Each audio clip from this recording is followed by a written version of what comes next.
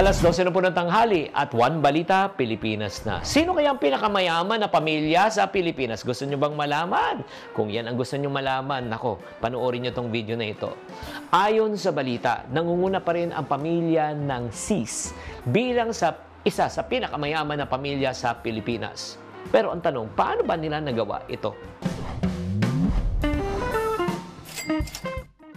Hi there, this is Chinky Tan, your pambansang wealth coach. Okay, bigyan lang natin ng history ang kayamanan ng mga C family. Ito ay nagsimula sa sipag at tiyaga ng walang iba kundi si Ginoong Henry C. Sr. Siya lang naman po ang nagtatag ng Shoe Mart.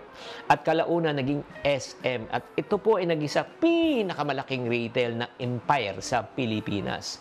Imagine mo, mula sa maliit na tindahan sa may Quiapo, Etiague, napalago po ni Ginoong Henry C. Ngayon po ay multi-billion conglomerate na.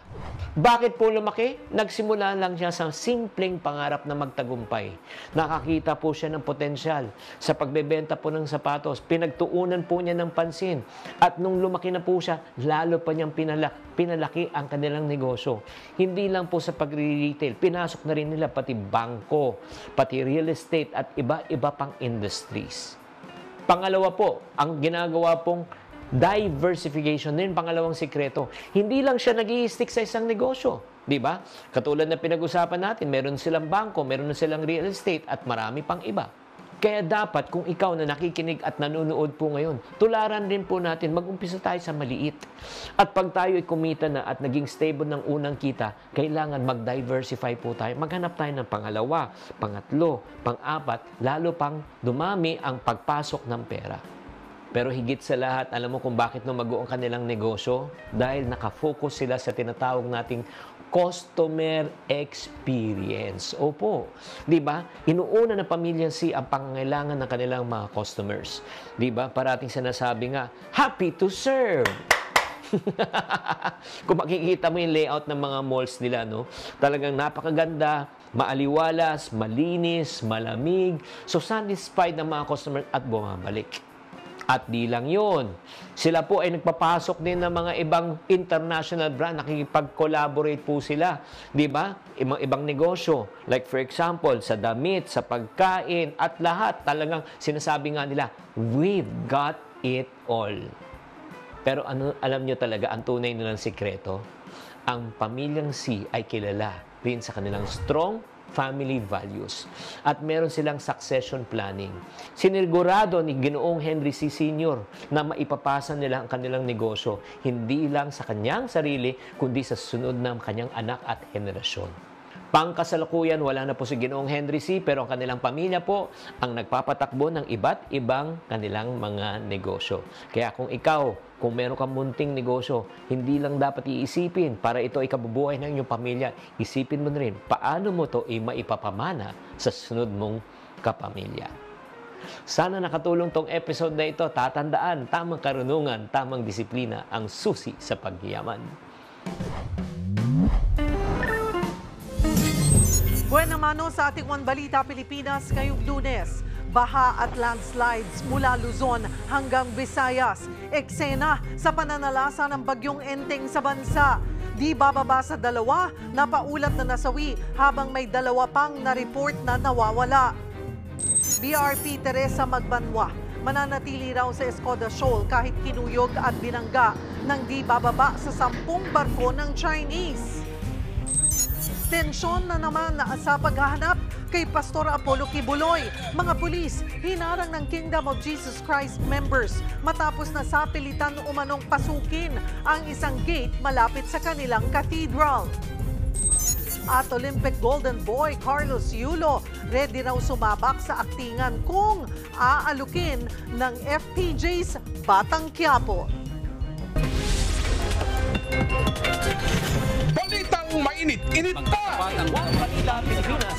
Yan ang latest sa showbiz hinahan. Ngayong tanghalian, kasalo si Cheryl Cose. One Balita Pilipinas!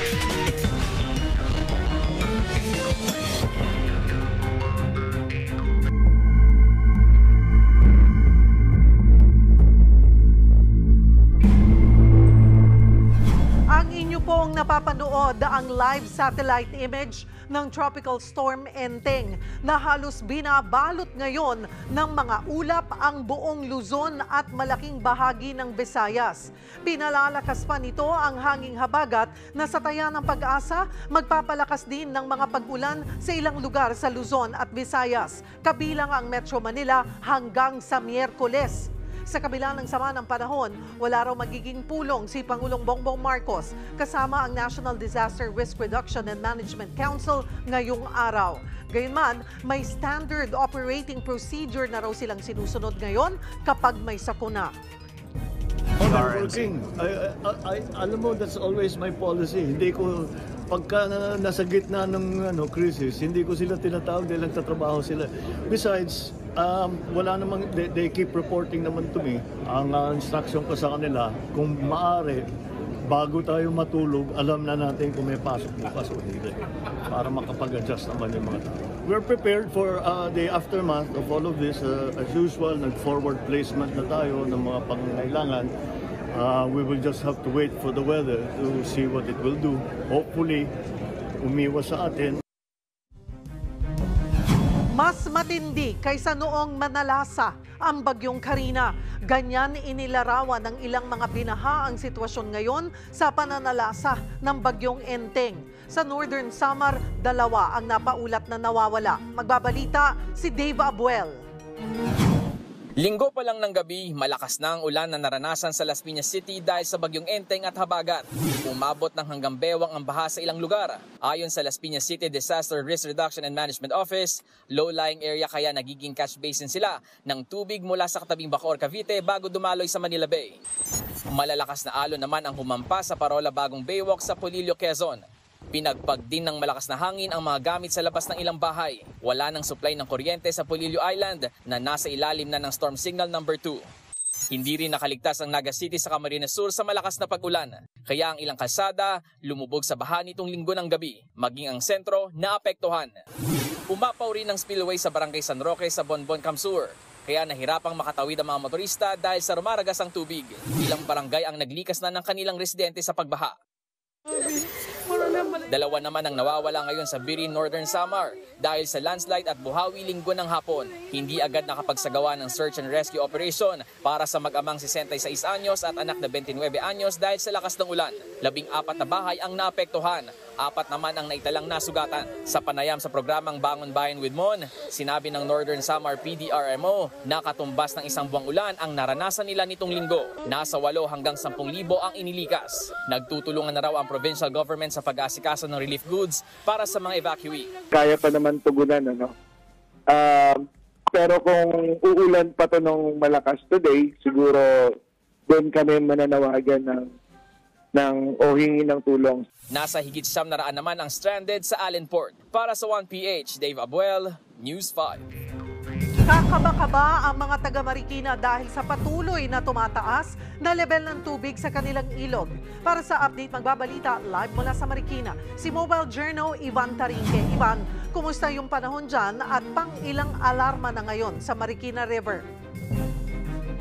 Dahil sa ngayon humina ang ulan at hangin na nararamdaman natin dito sa Marikina. Hindi katulad kanina na talagang magkasabay ang malakas na pagbagsak ng ulan at malalakas na hampas ng hangin dito. Sa ngayon, Sheryl, nasa second alarm pa rin ito. Pero bumaba na ang level ng tubig dito na nasa 16.9 meters na lang. Ang ibig sabihin ng second alarm ay evacuation na. Pag bumatak naman ito ng 18 meters o third alarm, forced evacuation naman ang i-implement dito. Kung patuloy naman daw na hindi lalakas ang ulan dito sa Marikina at mga karatig lugar, ay posibleng tuluyan nang bumaba ang water level dito. Cheryl? Gaano karami ang lumikas? At kumusta naman sila sa evacuation centers? Cheryl, nasa 4,500 individual o nasa 1,600 na pamilya na ang mga lumikas sa mga evacuation center dito sa Marikina. Sa pag-monitor natin kanina at early as 7:30 or 8 a.m., yung iba ay lumipat na talaga or pumunta na sa mga evacuation center. Sa ngayon, Sheryl, nasa 30 na evacuation center na ang bukas dito. Ilan lang dyan ay yung Malanday Elementary School, H. Bautista, Concepcion Integrated School, Santo Niño, at Santa Elena. Cheryl? Sabi mo nga ay humina na, bumababa na rin ang tubig. So marami na rin ba doon sa mga nag-evacuate ang bumabalik sa kanilang mga tirahan?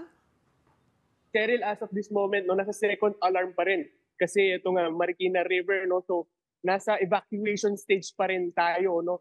Ulitin lang natin, Cheryl, yung mga levels ng preparation dito sa may Marikina River. Yung first alarm, yun yung 15 meters. Dapat prepared na yung mga individuals dito na nakatira sa low-lying areas na mag-evacuate. Pagdating naman ng 16 meters, yun na yung second alarm na kailangan na mag-evacuate ng mga kapatid nating nakatira sa mga low-lying areas. Pagdating naman ng third alarm, yun yung forced evacuation. Wala nang tuloy-tuloy na kailangan talaga ilikas yung mga kapatid natin pag pumatak na yung third alarm or tumunog na itong 18 meter. Cheryl? Maraming salamat, Mobile Journal, Ivan Tarinque. Buti na lang maagang nagkansela ng pasok sa eskwela at opisina ngayon sa Maynila dahil hassle daw ang magparuot pa rito doon ngayong bumabagyo. Para sa Update Live na magbabalita mula sa University Belt sa Maynila, si Mobile Journal Merimon Reyes. Merimon, maulan pa ba? At kumusta ngayon kapag bibiyahe dyan? Cheryl, nakatayo tayo dito sa Espanya Boulevard at medyo lumiwanag kumpara kaninang bandang alas 6 hanggang magdatanghali na makulimlim at hindi natin makita si Haring Araw. Naglibot tayo sa U-Belt mula sa Legarda, sa Hoxton hanggang sa Moraita, Recto, pati dito sa kahabaan ng Espanya Boulevard at so far, passable lahat ng mga daanan dito, lalong-lalo na para sa mga light vehicles hanggang heavy vehicles. Wala pang pagtaas o wala pang presensya ng tubig baha. Mga small puddles pa lang yung nakikita natin, lalong-lalo na yung mga malalapit sa mga kanal o kaya estero. Cheryl. So wala pa tayong na-monitor or wala pang naiuulat ang Manila LGU na may mga areas na binaha dyan? Yes, Cheryl. Sa mga nakikita kasi natin reports, lalo na sa mga rescue units, tsaka sa MDRRMO at tsaka MPIO, wala pang naitatala ng mga lugar na kakailanganin ng puntahan para maglikas ng mga naninirahan. Ang recent reports na nakita natin, may mga puno na nagtutumbahan dahil doon sa lakas ng hangin. Halimbawa, sa Magtanggol Street, sa Bacood, Santa Mesa, Manila, kanina lamang, merong punong natumba at sumandal ito sa isang linya ng kuryente. Kaya nandoon ang MDRMO para ligpitin na yun para hindi nga magkaroon ng issue related sa punong nakasandal. Pero so far, nakaantabay at nakastandby ngayon lahat ng rescue unit, pati yung mga barangay na nadaanan natin kanina para nga makita nila kung sakaling tumagal pa ang pagbuhos ng ulan bitbit bagyong Enteng, pagka nagkaroon na ng pagbaha at mahihirapan na ulit yung pagdaan sa mga daanan dito, nandun daw sila para umagapay at magbigay ng kanilang assistance. Cheryl. Maraming salamat at mag-iingat kayo. Mobile Journal, Merimon Reyes. Ginising din ng pagbaha ang mga lugar sa Bicol Region dahil sa magdamag na pag-ulan na dala ng bagyong Enteng. Para bigyan tayo ng update, magkakausap natin si Gremil Alexis Nas, ang tagapagsalita ng Office of Civil Defense Bicol. Magandang tanghali po sa inyo. Hello ma'am, magandang hapon po. Maraming salamat po sa inyong oras. Kumusta na po ang lagay ng panahon dyan? Dito po ma'am sa station po namin sa Legazpi City, Albay ay mayroon pa rin pong konting ambon and may nararamdaman pa rin naman pong light to moderate rain sa ibang parte po ng Kabikulan. Pero ano pong lugar yung pinaka-apektado ng pagbaha at hanggang gaano kataas umabot po ito? Dito po sa Bicol Region, may mga reports po from Albay, Camarines Sur and Sorsogon. And ang may pinakamarami pong naiulat na flooding incident ay dito po sa Naga City, na kung saan po may mga parts po na umabot po hanggang leeg, yung iba pong mga pagbaha po. Normal po bang umaabot hanggang leeg ang baha po dyan, lalo na sa Naga?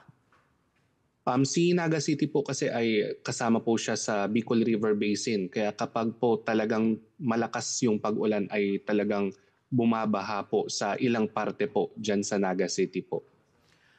Humupa na po ba naman yung mga ilang lugar po na binaha? Currently po, 15 na lang po ang reported as flooded po.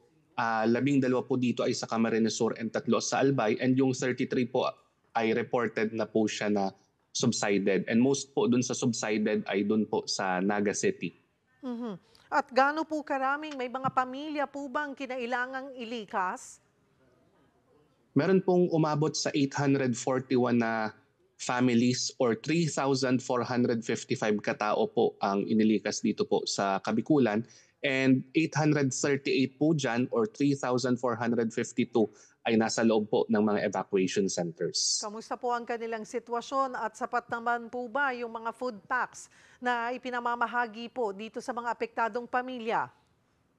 Based naman po ma'am sa information na nakarating po sa amin ay well-managed naman po ng kanilang mga local government units, and kasama naman po natin ang DSWD Field Office 5 na may mga nakaantabay rin po silang family food packs and non-food items po na pwede pong i-deploy if mangailangan po ang mga LGUs. Sir Grimil, mayroon pong naiulat din na nasawi sa Bicol Region. Isa na ang siyam na buwang sanggol na nalunod daw sa baha sa Naga City. Validated na po ba ito? Sa ngayon po ma'am, wala pa pong validated report po na nakakarating po sa amin, pero ito po ay napagbigay alam na po sa aming opisina. Hinihintay lang po namin ma'am yung latest report po, official report about this incident ma'am. Ano na lamang sinasabi po ng Pag-asa ay posibleng manatili po yung ganitong sama ng panahon. May experience natin hanggang mga Miyerkules.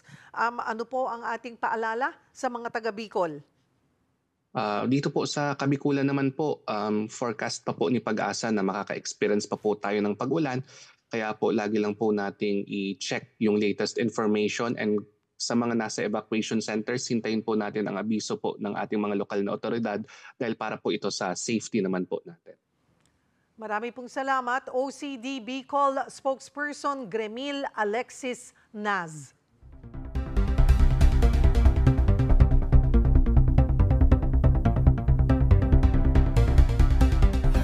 Nagkapinsala ang barko ng Pilipinas na BRP Teresa Magbanwa matapos banggain ng barko ng China Coast Guard. Sa kabila nito, nanindigan ng Pilipinas na patuloy na iistasyon sa Escudasol ang ating barko. Magbabalita si Gio Robles. Ganito kalaki ang butas na naiwan sa BRP Teresa Magbanwa nang sadya itong banggain ng China Coast Guard vessel sa Escudasol. Ayon sa Philippine Coast Guard, nagpapatrolya ang BRP Teresa Magbanwa kahapon ng tanghali. Nang 3 beses itong banggain ng CCG vessel 5205 sa gilid at likod ng barko. Bukod sa butas, nagtamo ng UP at sira sa iba't ibang bahagi ang PCG vessel. It is important for us to take note that this ramming happened despite of our unprovoked action and presence in Escudasol. Umabot sa 10 barko ng China ang pumalibot sa BRP Teresa Magbanwa. Kabilang dyan ang 2 tugboat ng Chinese Navy na palaisipan sa National Maritime Council kung bakit nakadeploy sa Escoda. Sa isang pahayag, Pilipinas ang sinisisi ng China sa insidente. Ayon sa tagapagsalita ng China Coast Guard, ang BRP Teresa Magbanwa raw ang bumangga sa CCG vessel. Ikinabahala naman ng Australia ang insidente. Ayon sa kanilang ambassador, hindi katanggap-tanggap at maling-mali ang mapanganib na aksyon ng Beijing. Hinimok ng Australia ang China na sumunod sa international law at kilalanin ang 2016 arbitral ruling. Ang Amerika naman, kinundi na rin ang anilay, dangerous and escalatory actions ng China sa Escoda. Sa pahayag ni US Department of State spokesperson Matthew Miller, suportado ng Estados Unidos ang legal na operasyon ng Pilipinas sa loob ng exclusive economic zone nito. Iginiit rin niya Mutual Defense Treaty ng Amerika at Pilipinas laban sa anumang pag-atake sa sandatahang lakas nito, mga eroplano, barko, lalo na sa PCG. Walang nasaktan sa insidente. Isa sa ilalim sa evaluation ng BRP Teresa Magbanwa maging ang halaga ng pinsala na tinamo nito. Pero nanindigan ng Pilipinas na magpapatuloy sa pagbabantay ang PCG vessels sa Escoda. We exercise sovereignty, sovereign rights, and jurisdiction over the area. So the Chinese Coast Guard vessels are the ones illegally, yung presence nila din are illegal.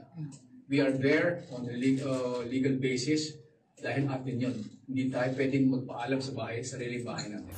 Para sa 1PH, Gio Robles, News 5. Susunod, 2 residente patay matapos madaganan ng gumuhong riprap dahil sa Cebu City sa tuloy-tuloy na ulan. Mga pulis hinarang ng Kingdom of Jesus Christ members matapos nasapilitan umanong pasukin ang isang gate malapit sa kanilang cathedral. At nobya ni Olympic gold medalist Carlos Yulo na si Chloe San Jose nag-perform sa Asap Natin to Stage. Yan at iba pa sa pagbabalik ng One Balita, Pilipinas.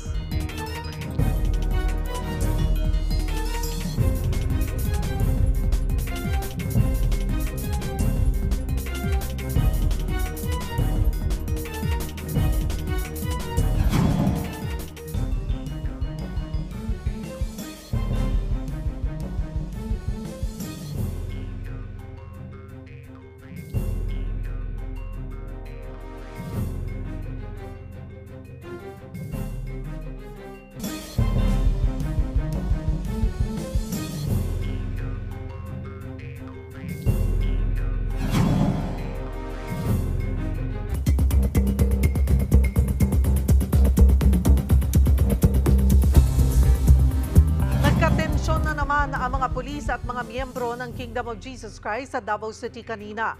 Nagumpisa ang gulo ng magtangkang pasukin ng mga pulis ang Gate 1 ng KOJC compound malapit sa Cathedral. Pero pinigilan sila ng ilang miyembro ng KOJC. Dahil sa panghaharang nila, nagbanta ang mga pulis na sisirain ang gate at huhulihin ang pipigil sa kanila na pumasok. Nangyari ang tensyon isang araw matapos ang ika-39 na anibersaryo ng KOJC kahapon. Sa Kingdom Plaza, idinaos ang program dahil okupado pa ng mga pulis ang cathedral at ibang gusali sa compound. Dumalo sa okasyon si Vice President Sara Duterte na nanawagan sa mga pulis na tapusin na agad ang operasyon. Naniniwala raw kasi siya na wala na sa loob ng KOJC compound ang pugante na si Pastor Apollo Kibuloy.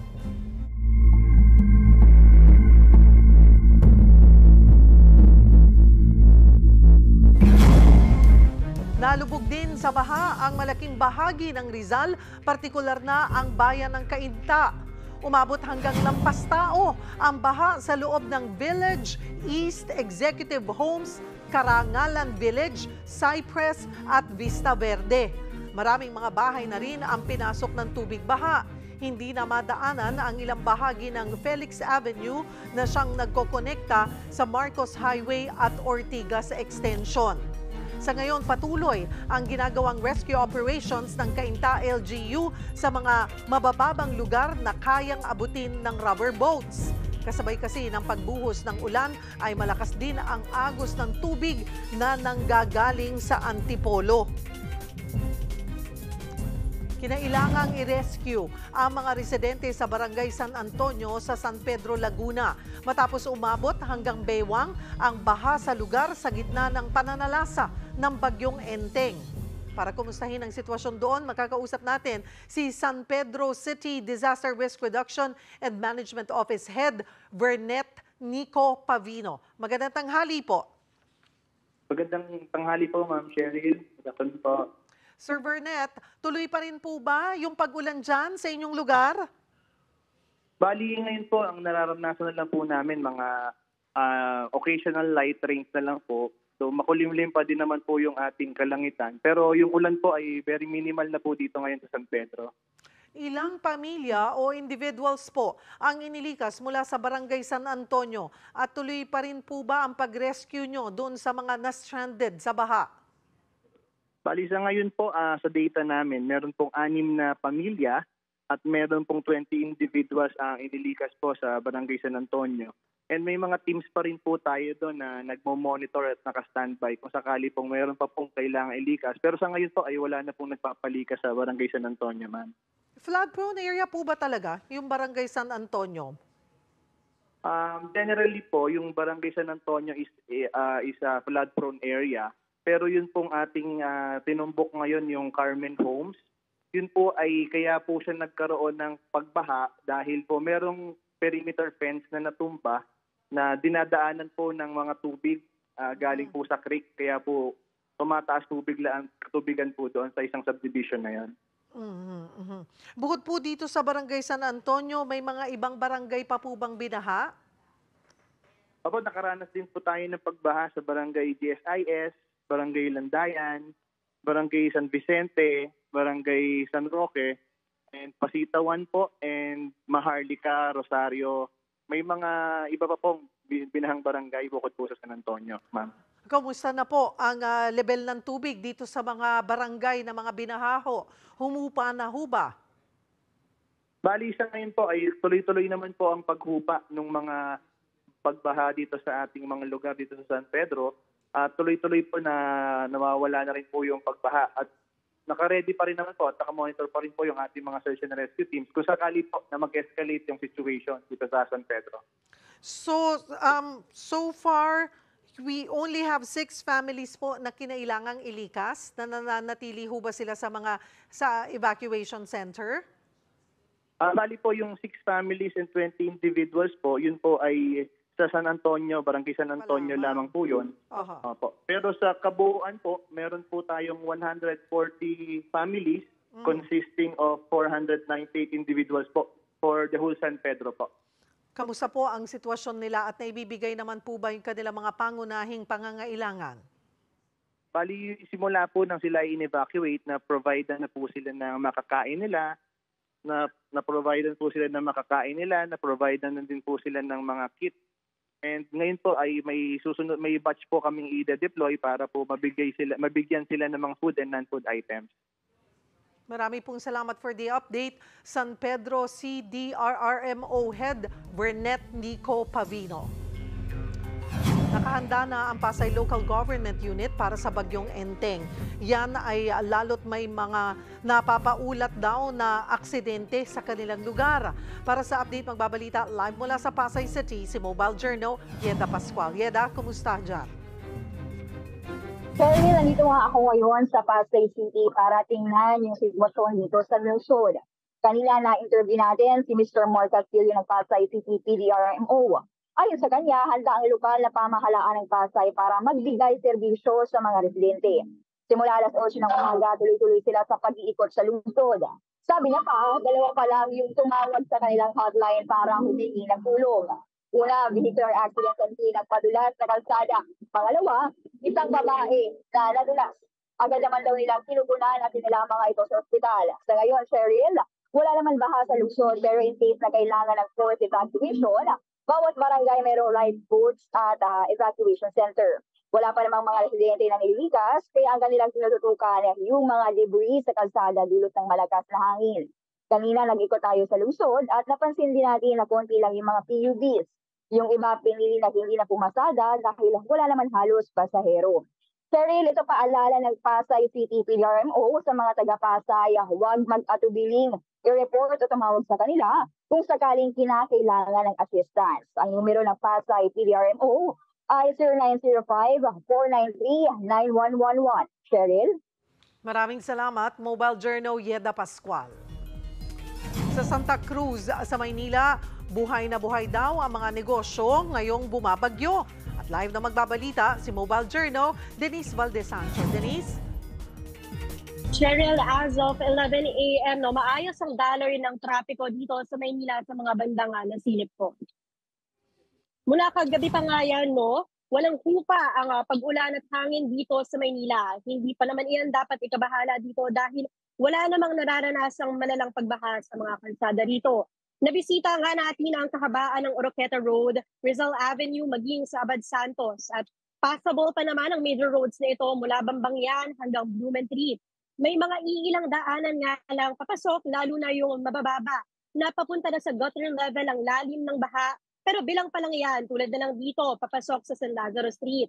Sa kabila niyan, tuloy pa rin ang pamamasada ng mga toda rito, maging ang mga bus at jeep. At patuloy pa rin ang operasyon ng LRT1, lalo na marami-rami pa rin ang nakita kong mga papasok sa trabaho.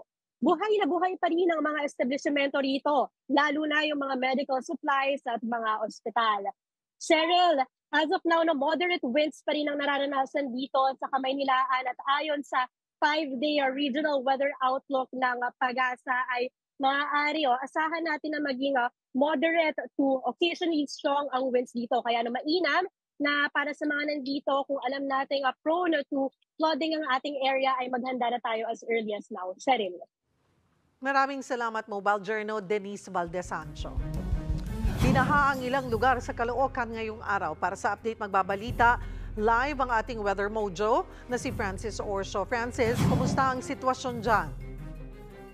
Cheryl, dito sa may Caloocan City, particularly in Barangay 176 Bagong Silang, ay bahagyang humupa yung baha na sa kahabaan nga dito sa Barugo Street. Kasi kaninang umaga ay hindi na madaanan ng mga kotse at ng mga motorista itong lugar dito sa Barugo Street dahil nga umapaw at inabot na dito sa kalsada yung tubig sa creek. At makikita nga natin may mga ilang kabahayan na inabot na rin ng tubig baha. Pero sa ngayon, sa pag-monitor at pag-check natin kanina, ay bahagya ding bumaba o humupa ang tubig baha dito sa mga bahay na nalubog sa baha dahil sa pag-apaw ng creek, Sheryl. Ano ang dahilan ng pagbaha dyan sa North Caloocan? Anong creek itong umapaw? Yes, Sheryl. Itong dahilan ng pagbaha dito sa North Caloocan City, particularly sa Barangay 176 Bagong Silang, ay dahil nga dito sa pag-apaw ng creek. Actually, kung makikita nyo nga dito, Sheryl, sa aking gilid, ay patuloy pa rin yung pag-agos at pagragasan ng tubig sa may creek dahil nga dito sa tuloy-tuloy at walang kumpay na pagbuhos ng ulan bunsod ng bagyong Enteng, Sheryl. May mga kinailangan bang i-evacuate? Sa ngayon, Sheryl, wala pa namang anunsyo ang lokal na pamahalaan ng Caloocan City para sa evacuation ng mga residenteng nalubog sa baha. Pero patuloy ang kanilang pagbabantay. Kanina rin may mga nakita tayong City Disaster Risk Reduction Management Office o yung mga nagro-ronda para nga tignan yung mga residente na apektado nitong mga pagbaha, Sheryl. Kumusta naman yung paghahanda at pagresponde rin ng LGU? Sheryl, pansamantalang sinuspende rin ng Caloocan LGU ang pasok sa mga pampublikong opisina at pati na ang tanggapan ng LGU ng Caloocan City sa kanilang City Hall. At patuloy naman na nakabukas ang mga health centers, sa mga barangay health centers at ang nakahanda rin ng CTDRMO at ang CSWD para nga doon sa mga residente maaring maapektuhan or posibleng malubog sa baha dahil nga dito sa tuloy-tuloy na pag-ulan ng bagyong Enteng, Sheryl. Pagdating naman sa lagay ng panahon, Francis, nasaan na ba ngayon ang bagyong Enteng at hanggang anong wind signal ang nakataas? Any update?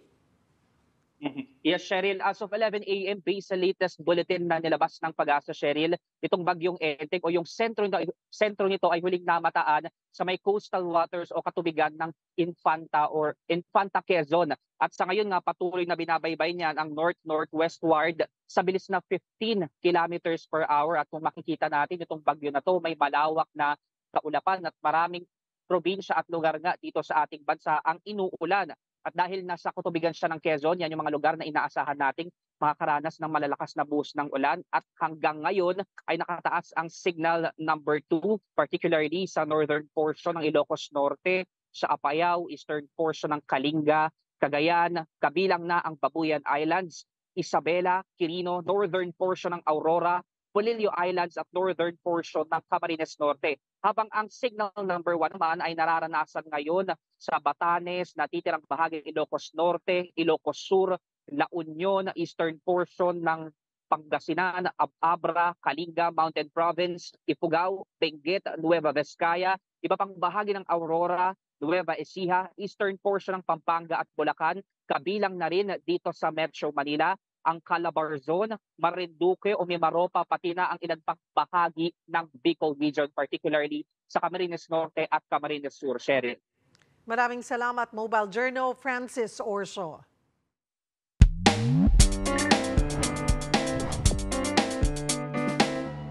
Whenever I see girls and boys selling lanterns on the street, I remember a child. Magandang tanghali mga kapatid. Unang Lunes ngayong Setyembre. Unang Lunes din ng Burmans o simula ng mahabang selebrasyon ng Pasko dito sa Pilipinas. Ang tanong ko sa inyo mga kapatid, anong Christmas song ang pinakinaabangan niyong marinig kapag Burmans? Tara samahan niyo ako at magtatanong tayo dito. Ako na kayo, anong inaabangan yung kanta na pag Burmans? Ako gusto ko kasi, paborito ko yung kay Jose Marichan eh. Anong kanta yan? Yung Never, ano ba yun? Yung Whenever I see girls and boys. Sending lantern on the street. I remember the... Bakit yun ang number yung nagsusunod nyo? Kasi po, pagpasok ng September, yun talaga ang kadalasang tugtog na naririnig ko. At saka isa pa, paborito ko si Jose Marichan. Siyempre yung kay Jose Marichan, gaya ng Pasko na, sinta ko. Okay, salamat. Yung Merry Christmas po. Merry Christmas to you. Merry Christmas to you. Merry Christmas, Merry Christmas. Merry Christmas to you. Okay, thank you. Okay sir, ano yung paborito mong Christmas song? Actual marinig yung permanence. Ngayong international song ng Christmas song, Do They Know? Sample? Ng Band A. Okay, sample nga. Do they know it's Christmas time at all? Okay, salamat. Ako ang inyong hani ng bayan, ang tunay at nag-iisang pantanggal umay sa pananghalian.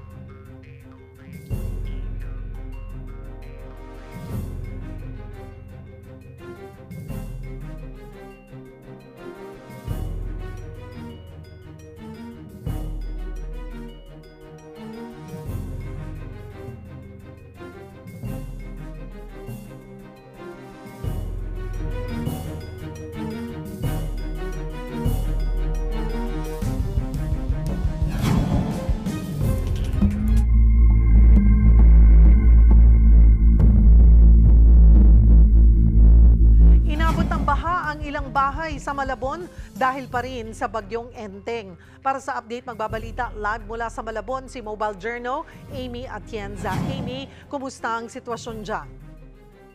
Cheryl, ilang barangay nga sa Malabon ngayon ang nakararanas ng pagbaha dulot ng bagyong Enteng. At dito nga sa kinatatayuan ko ngayon sa Barangay Tugatog sa Malabon ay umabot na ng gutter deep ang baha kanina lamang. Simula alas 10 ng gabi, kahapon ay wala nang tigil ang buhos ng ulan dito sa Malabon. Hindi man ito sobrang lakas pero hindi naman humihinto. At sa latest monitoring ng Malabon LGU, bagaman may mga pagbaha ay possible pa naman sa mga motorista ang major roads sa lungsod. Sa ngayon din ay ongoing ang meeting ng Malabon Disaster Risk Reduction and Management Council para sa umano'y mas effective na pagresponde sakali ngayong tumindi pa ang ulan at tumaas pa ang tubig baha. Gaya na lang ng halimbawa sa natumbang bakod sa bandang C4 na mabilis ding naaksyonan ng LGU. Ang ilang mga residente nga rin dito ay naghanda na ng kanilang mga bota, kapote at ilang pagkain kung kinakailangan mag-evacuate. Cheryl, sa kabila nito napansin natin gaya ng karamihan ay tuloy-tuloy lang ang buhay rito sa Malabon. Marami sa mga kapatid natin ang pumasok pa rin sa kani-kanilang trabaho, bit-bit ang payong at kapote. Kung magpapatuloy ang ulan, inaasahan ng mga residente na aabot hanggang tuhod ang baha. Cheryl, sa kasalukuyan nga ay suspendido pa rin ang klase mula pre-elementary hanggang college. Cheryl? Maraming salamat, Mobile Journal, Amy Atienza.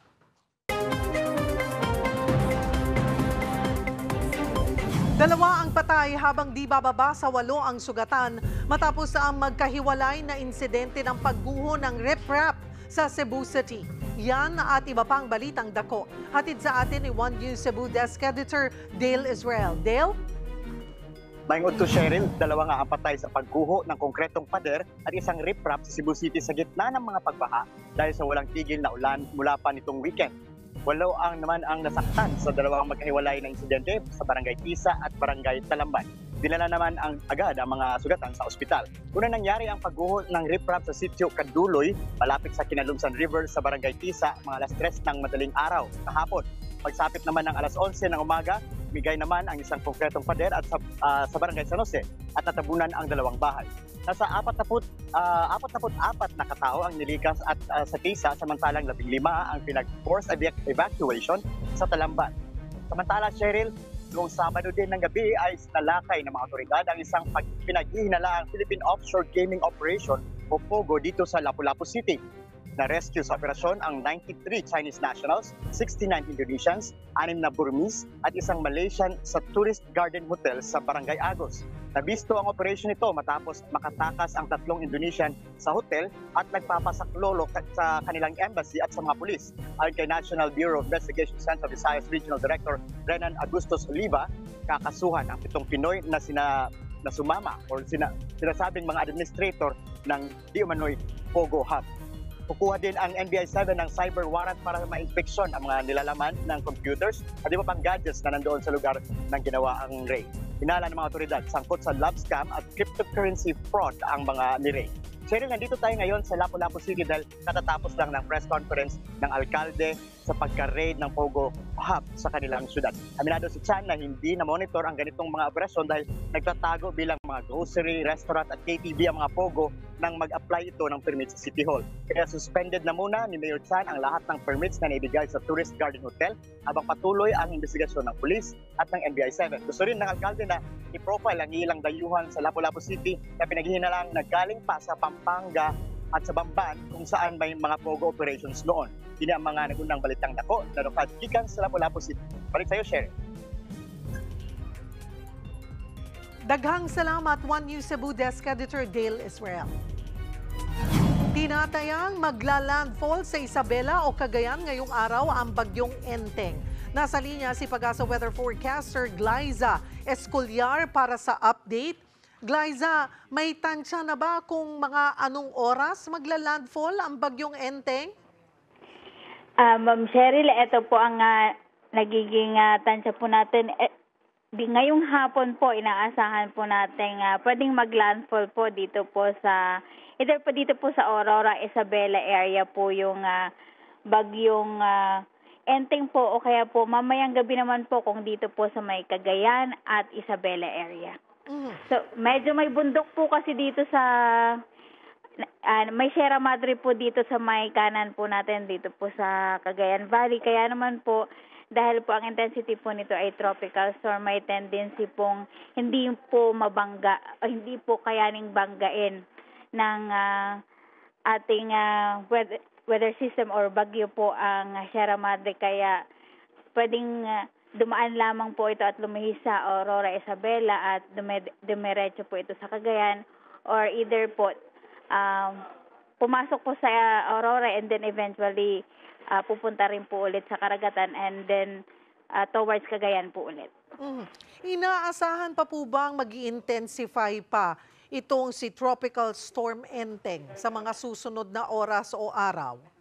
Yes po, Ma'am Cheryl, nakikita pa rin po natin ang posibilidad ng intensification for bagyong Enteng into severe tropical storm po and then eventually po bago lumabas or pagkalabas ng Philippine Area of Responsibility, pwede po nitong ma-reach ang typhoon intensity. Ano po ang forecast track at ito pong kilos ni bagyong Enteng? Anong mga probinsya po ang mga dadaanan at dapat maghanda? Base po sa ating forecast track po, ang apektado po o direktang apektado po ng bagyong Enteng ay ito pong kung saan nakataas ang wind signal number 2 sa northern portion ng Ilocos Norte, Apayao, eastern portion ng Kalinga, Cagayan kasama po ang Babuyan Islands, Isabela, Quirino, the northern portion of Aurora, Polillo Islands kasama na po ang northern portion of Camarines Norte. Samantala, tropical cyclone wind signal naman po ang nakataas sa Batanes, nalalabing bahagi ng Ilocos Norte, Ilocos Sur, La Union, eastern portion ng Pangasinan, Abra, nalalabing bahagi ng Kalinga, Mountain Province, Ifugao, Benguet, Nueva Vizcaya, nalalabing bahagi ng Aurora, Nueva Ecija, eastern portion ng Pampanga, the eastern portion of Bulacan, Metro Manila, the rest of Quezon Province, Rizal, Laguna, eastern portion ng Batangas, Marinduque, the rest of Camarines Norte, Camarines Sur, Catanduanes at Albay. Kung tinatanong niyo na pa, ma'am, po ang posibleng daanan mismo ng malapit sa sentro po, ay either po itong Aurora, dadaan ng Isabela, and then eventually po dito po sa Cagayan, and then kasama na rin po yung Babuyan Island. Ang tanong po ng ilan, Ms. Glyza, ay yung pag-aabiso po ng Pag-asa. Kasi nagkagulatan na naman daw ho dito sa mga pagbahang naranasan natin ngayon. Pero since last week, nagbibigay naman ho kayo ng update, di po ba? Opo po. Depende, siyempre po, yung mga tao po, kanya pong opinion. Pero as per Pag-asa po, as early as August 28, gaya po ng binanggit po ng isa po sa Deputy Administrator po ng Pag-asa. As early as August 28, nagbigay na po tayo ng abiso na meron po mabubuong sama ng panahon dito po sa silangan po ng Mindanao. And nung Saturday po ay hindi pa mo po naging bagyo ang bagyong Enteng po, ay naglabas na po tayo ng weather advisory para po sa mga malalakas na ulan po dito sa Bicol region at Eastern Visayas. As for the forecast, usually po kasi pag low pressure area, may tinatawag po kami sa meteorology po na consolidation. Ibig sabihin po, pinipilit po ng low pressure area na maging yung tayo niya po ay straight. Usually po kasi pag low pressure area, merong konting parang slanting po yung tayo o hindi po medyo weak po yung pagkakatayo ng low pressure area. So sinusubukan niya po na tumayo ng tuwid para po lumakas siya. So yun po ang nangyari, kaya merong konting shift dun po sa north-northwest part, medyo humilig po siya ng pakaliwa. Kaya po mas lumapit po sa landmass dun po sa initial na projection po natin for bagyong Enteng po. So yung affected areas po ay meron na pong direktang epekto ang bagyong Enteng after po niyang mabuo as tropical depression po. Gaano po kalawak yung circulation nitong si bagyong Enteng? Kasi kung titingnan po natin yung satellite images, talagang nababalot niya halos parang buong Luzon na po, kasama ang bahagi ng Visayas. Opo, tama po. Ang radius po nito ay 290 kilometers. So likely po nasa more or less 600 kilometers po yung lawak po ng bagyong Enteng po. At maliban po dyan, ay patuloy na palalakasin nito or ma-enhance ang hanging habagat. Tama po, Ma'am Cheryl. Ang bukod po sa ulan na direktang epekto po ng bagyong Enteng, kasama na po yung wind signal, pag-iibayuhin din po nito ang habagat, kaya naman po mayroong mga pagbugso ng hangin na related po sa mapag-iiba yung habagat, pati na rin po yung mga ulan.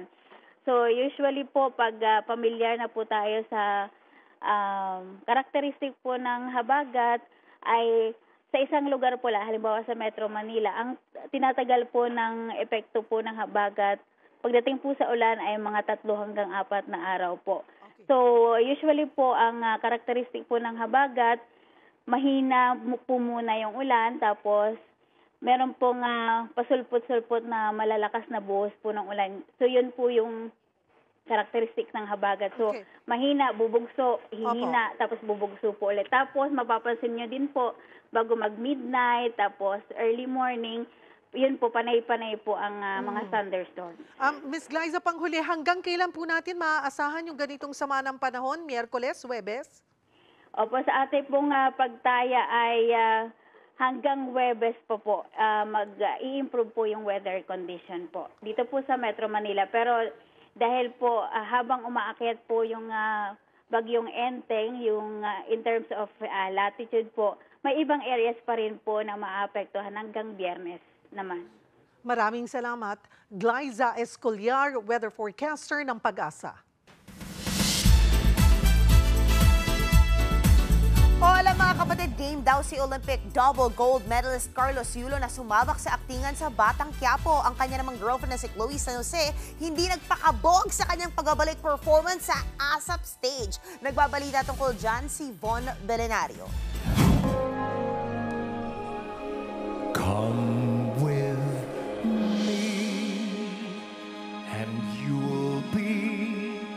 Very new, very fresh, very exciting. Yan ang bagong bihis ng hit musical variety show sa bansa, ang ASAP. Approve naman sa new look ng programa ang OG host na si Concert King Martin Rivera. Sa dami-dami mukha, I think this is the most astig, the most appropriate for today's times, for every platform, for everyone, all ages. Sa pagpasok ng Burr Month, pinainit ng ASAP family ang dance floor. Kabilang sa ipinakilalang news segment ang ASAP Dance Sirens na sina Loisa Andalio, Chi Filomeno at Angie Salvacion. Nakakataba po ng puso syempre kasi napili nila ako mapasama dito. Sobrang grateful ako na maging parte ng Dance Siren. Si Asia songbird Regine Velasquez, binigyan naman ng sariling rendition ang trending song na Maybe This Time. Kasama pa niya ang viral teen na si Ralph Villaluz na nagpasikat ng Maybe This Time dance. Hindi rin nagpakabog ang content creator at girlfriend ni two-time Olympic gold medalist Carlos Yulo na si Chloe San Jose. Nagbalik ASAP stage siya sa kanyang Havana sing and dance performance. Kinabahan po ako sobra, but I'm super happy po. It's one of my dreams po. Hudyat na ba ito ng pagtutuloy-tuloy ni Chloe sa showbiz?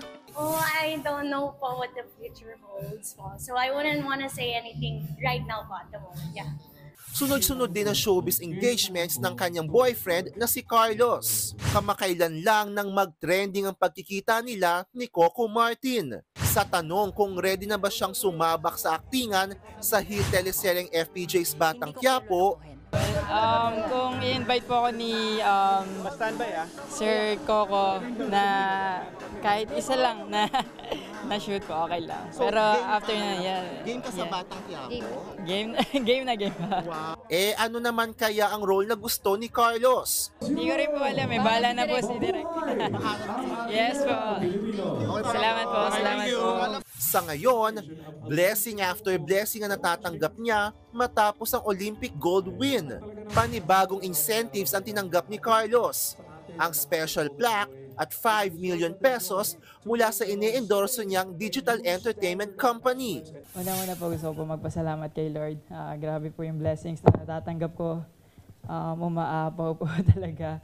Kaya naman bilang ganti, nais ni Carlos kasamang Gymnastics Association of the Philippines na magbahagi ng kanilang kaalaman para mag-train pa ng mga batang gymnast. Ako si Von Belinario para sa 1PH.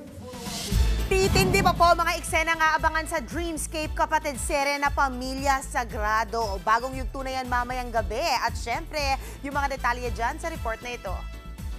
Simula September 2. Bagong yugto, bagong time slot, at mas matitinding eksena. Yan ang pangako ng Dreamscape kapatid serye na Pamilya Sagrado. Simula mamayang gabi, papasok na ito sa 9:30 PM slot sa Todo Max Primetime ng TV5. Matay tao! Naiintindihan mo, hindi tayo mamamatay tao! Kaya naman kahit linggo, nakibonding kasama ng News 5 ang 3 hot leading men ng Pamilya Sagrado. Ang next generation It Boys na Kyle Echari at Gray Fernandez with the one and only Papa Piolo Pascual. It's important for us to lift each other up, to boost each other, and to also be there to support each other's endeavors. So with Dreamscape and ABS-CBN, syempre may bagong show, may bago tayong baby, may bago tayong kailangan alagaan. Batang Quiapo has always been there. Malaking karangalan naman ni na Kyle at Graham ang mabansagang next generation of leading men. Sa kabila ng pagiging parte ng showbiz royalty family at pagiging anak ni Mark Anthony Fernandez, gusto ni Gray na gumawa ng sariling pangalan. Kaya naman, after raw ng Pamilya Sagrado, ipagpapatuloy niya ang kanyang study sa Stella Adler Drama School sa New York. Of course, it's opened a lot of doors, and I can't deny that, of course. And of course, awareness of who my last name is and this and that. But I would say, for me, in my journey, as you said nga po, parang I always lean to who Gray Fernandez is. Be as authentic as possible. Kwento naman ni Kyle, ang karakter niyang si Moises, ang pinaka-challenging role niya ever. Napakahirap ng character na to para sa akin kasi napakabait niya at napakadami nangyayari sa kanyang masama. Kahit mang ganon, mabait pa rin yung puso niya. Mas matindi pa raw kay Obet ng senior high ang atake niya kay Moises. Kaya payo raw ng ilang kasama sa Pamilya Sagrado. Sabi ni Piolo sa akin, he was telling me, dapat mag-workshop ka na pagkatapos nitong Pamilya Sagrado para tanggalin mo si Moises. Kasi kitang-kita niya si Moises, mapagpag. Pagkatapos ng Pamilya Sagrado, plano rin ni Kyle na mag-focus sa music at makikipag-collab sa kaibigan na si JK Labajo para tulungan siyang gumawa ng mga R&B style song. Magkakaroon din ng mahabang bakasyon si Kyle at balak niyang mag-solo trip sa Europa. Nataon na baka magsabay sila ni Andrea Brillantes. Does this mean na magkikita ang Kyle Drea sa Europa? Hindi mo masusunod si Andrea sa bakasyon? Baka. Hindi. May bakasyon din akong gagawin para sa sarili ko. In October naman, pinaka-plano ko is, I planned this since I was younger talaga. Been wanting to do a solo trip. So I'm gonna go to Europe for 2 weeks. Kamusta naman ba ang status ng puso ni Kyle? I have really not been exploring my romantic life, to be honest. And it's been like that for years naman talaga. Never has been because I fell in love with who I work Work muna. Yan ang latest sa showbiz. Balik sa'yo, Cheryl. Thank you, MJ.